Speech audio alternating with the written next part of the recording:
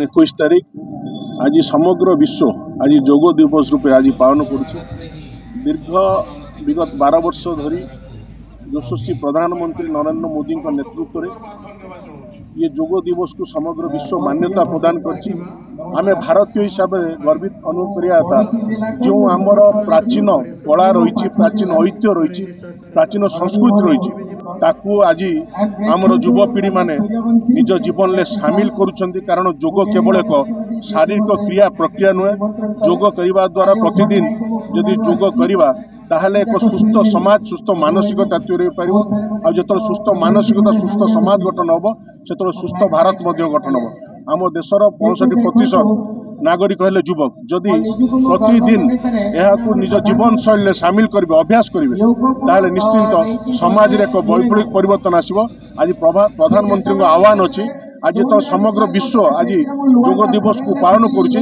से आम भारतीय हिसाब से यह निश्चिंत आम दैनंदिन जीवन में सामिल कर आवश्यकता अच्छी। धन्यवाद। मु मोर समस्त जिलावासी को शुभेच्छा ज्ञापन करुच्ची एवं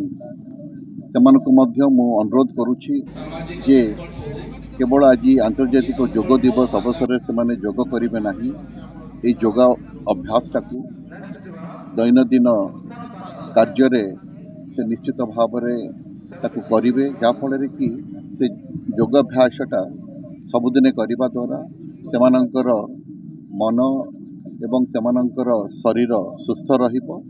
एवं मु खाली आ गोटे कथा कहबी जे ये योग समग्र विश्व को भारतर गोटे बहुत बड़ उपादान एवं यह द्वारा आमे समस्ते मानसिक स्तर रे, शारीरिक स्तर रे सुस्थ रही परिबा। एवं आमे जदि शारीरिक एवं मानसिक सुस्थता पाइबा ताहले निश्चित भाव में एक सुस्थ समाज गठन करी हबो, सुस्थ राज्य, सुस्थ देश गठन करी हबो। मु आशा करी ये योग को आमे आम दैनंदिन जीवन रे एक प्रमुख माने गोटे प्रमुख भाग हिसाब रे ताकु ग्रहण करिबा। धन्यवाद।